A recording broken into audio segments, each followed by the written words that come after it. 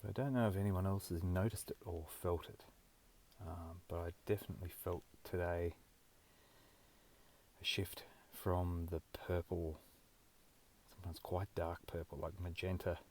Violet's the wrong word, but shaken up. Um, yeah, not angry, but active and intense. Definitely has been that violet magenta colour that we've had for a few weeks now, everywhere.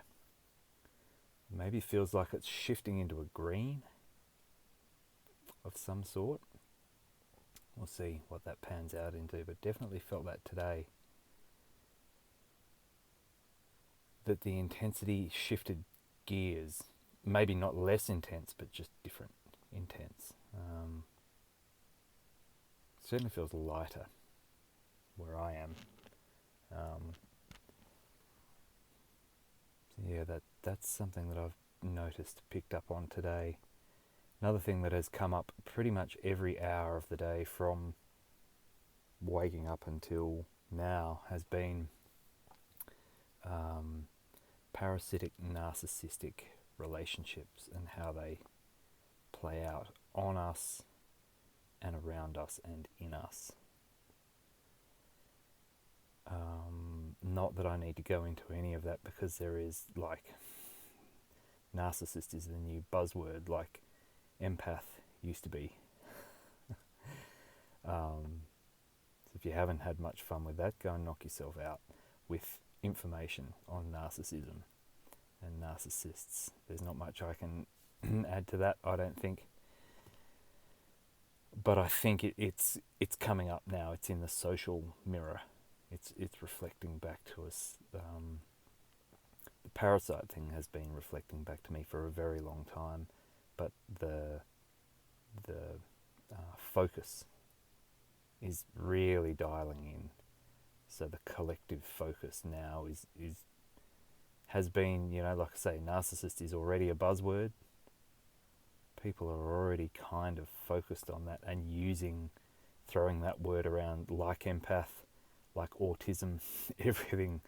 everything people don't like gets labelled as narcissistic. So watch that. But the parasite behaviour is at the root of it. Mostly it's the fear behaviour is at the root of it. But think about how a parasite operates and how they're so, in an emotional sense, if they had access to emotions, how a parasite is so ruthless and brutal in having to get what it needs to survive to the next moment. That's a fear complex, because a parasite cannot produce its own essence. Like, it just can't. That's its very definition. Because there are symbiotic relationships where you feed me and I feed you, which is not parasitic, but you still need something else to feed you. So there are nuances in there, but a parasite is so intent on getting fed that it will suck whatever the host is dry to a husk and then move on to the next one. And more is always better. Quantity trumps quality, always. And so that's the collective mirror. Watch what happens next. Maybe not out there in a big way, maybe more internally in your life around you. I feel like that's the next big thing that's coming, is pulling the covers on parasitic narcissism, or probably just pulling the covers on parasite behavior in general, but using narcissism as the box, the general heading of narcissism is going to get used as a tool to really show you where and how the parasites operate around you. Because they operate in people, and you can get as hard science about it as you want, and you can get as woo-woo energetic as you want, because everyone hosts parasites in their digestive tract at a minimum. Like, hard fact. And, in conjunction with what's been happening in the last 2 years, the parasite question has really come to the forefront. If you haven't caught up on that yet, do a little bit of digging. You know what I'm talking about. Some things that have sprung up in the last few years seem to be not so much lab-bred monsters, but just parasite accelerants. And all the problems that we're seeing that people are having after being involved with substances that have turned up in the last 18 months to 2 years, 12 months to 2 years, are also major indicators of massive parasite overload. So, and that's something people have been talking about for at least 2 years in conjunction with what we've been seeing.